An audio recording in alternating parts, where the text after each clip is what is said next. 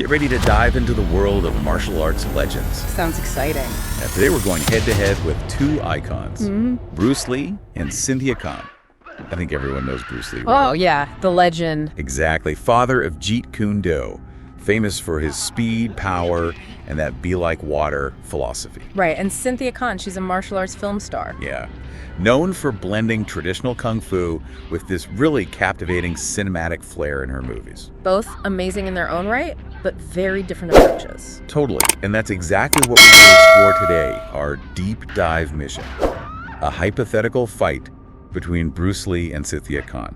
Based on their styles, training, all of it. What do you think would happen? Well, we have to acknowledge this is all hypothetical, right? Of course. It's all in good fun, right? Yeah, it's all about exploring the possibilities, the what-ifs, Exactly. But, okay, our sources seem to think Bruce Lee would win, which is interesting, right? Because their styles are so different. It is. And there are a few key reasons why that seems to be the consensus. You have to remember, Bruce Lee wasn't just an actor. He was a serious martial artist with real-world combat training. Yeah, wasn't his whole philosophy about practicality, about what really works in a fight? Exactly. Jeet Kune Do, the system he created, it was all about adaptability, about being able to flow and change with the situation. It's that whole be-like-water thing. Right? Yes, and that's a big part of why people think he'd have the upper hand. You can't really box him in. Can you talk more about what that water idea actually means for his fighting style? How would that give him an advantage in a fight? Well, think about it like this. Water adapts to whatever container it's in, right? It flows around obstacles. Bruce Lee's fighting was similar. He wasn't fixed on one style or technique. He could seamlessly transition between offense and defense, He could strike with precision the moment his opponent left an opening. So it's less about brute strength and more about, strategy, timing. Yeah, it's about being fluid, about exploiting your opponent's weaknesses as they appear. That makes a lot of sense. Yeah. Now, what about Cynthia Khan? She's known for incredible stamina and, she does these incredibly complex fight sequences in her movies. Does that give her any advantage? Oh, definitely. I mean, her endurance is amazing. She could probably keep going in a fight longer than most.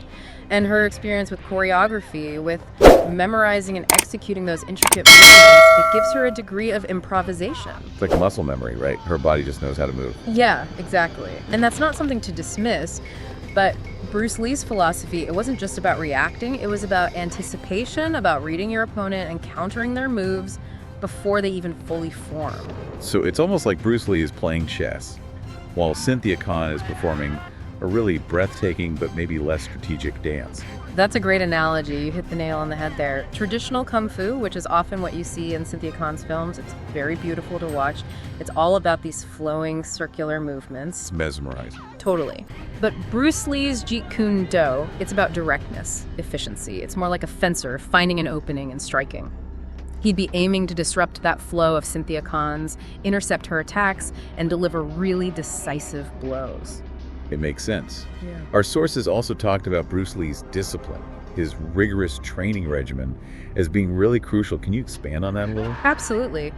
Bruce Lee was insanely disciplined. He wasn't just strong, he trained his reflexes to be superhuman. There were stories of him catching grains of rice in midair using chopsticks, Whoa, seriously, I've never heard that. It's legendary. It just shows you the level he was at. This constant pushing of his limits, it meant he could react and counterattacks with incredible speed. Wow.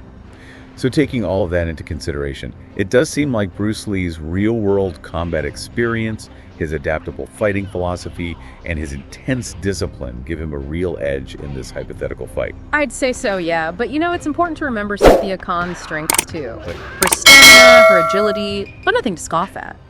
She could definitely use that to evade, to tire Bruce Lee out, to wait for her moment to strike.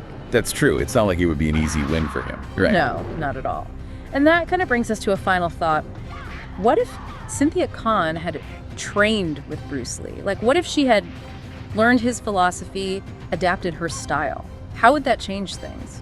Interesting question. It really makes you wonder about the potential outcomes. Yeah, martial arts, it's about so much more than just physical ability. It's about mindset, strategy, constant evolution. Absolutely. It's fascinating to think about. And that wraps up our deep dive into the epic hypothetical battle between Bruce Lee and Cynthia Khan. It was fun. Definitely.